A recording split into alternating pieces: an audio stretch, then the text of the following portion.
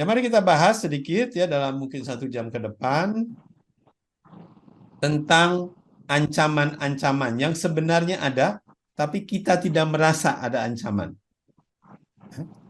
Apakah kita mempunyai ancaman dari atas?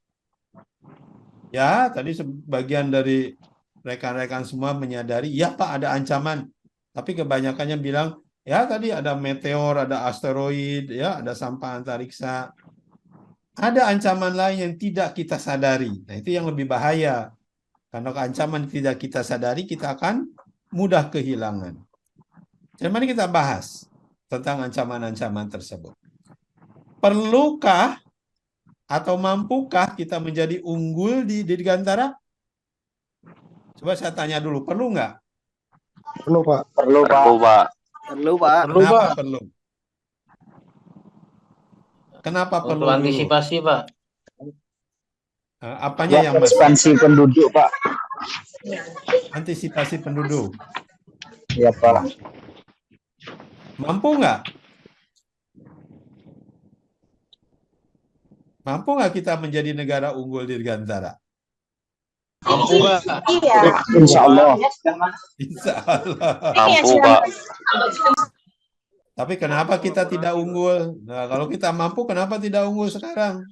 Dijegal terus, Pak, proyeknya, Pak.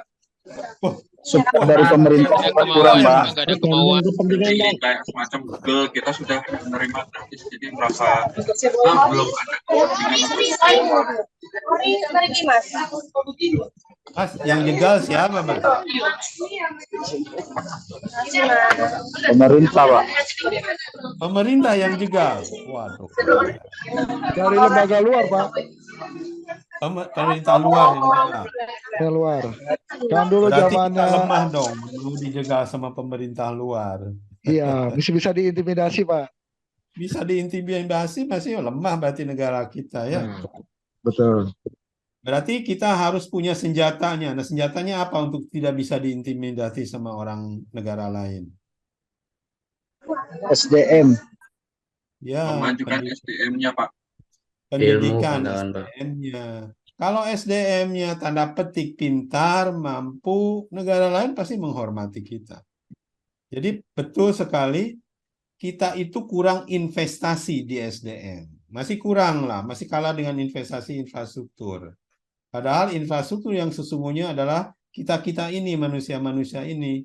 Itu yang harus diunggulkan supaya setiap dari kita mampu menguasai antariksa dalam hal mata kuliah kita. Mampu menembus antariksa. Ya harus dibantu sama pemerintah. Kalau tidak, masa kita sendiri-sendiri harus menguasakan diri kita untuk tanda petik mengambil ilmunya, mencuri ilmunya, belajar dan lain-lain. Tapi kalau kita dibantu sama pemerintah, difasilitasi sama pemerintah akan jauh lebih mudah. Dan tentunya pemerintah akan diuntungkan.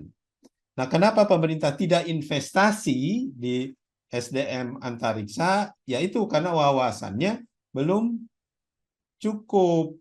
Mudah-mudahan dengan pertemuan kita semacam ini, ya 60 taruna-taruni di sini punya wawasan yang baik sehingga bisa memunculkan suatu karya nanti di antariksa. Hanya itu sebenarnya harapan saya.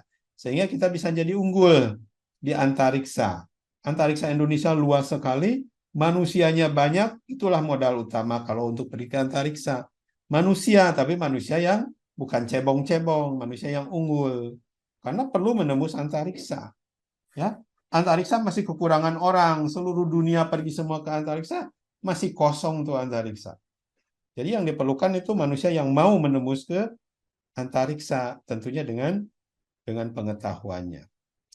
Jadi Indonesia jangan mau kalah, artinya sebagai manusia bagian dari dunia, kita harusnya juga punya poros di Dirgantara. Apa yang perlu kita perbuat? Ya, salah satunya ya sama, kita belajar tentang antariksa. Salah satunya itu yang bisa kita secara pribadi perbuat. Ya. Akankah Anda berinvestasi di space?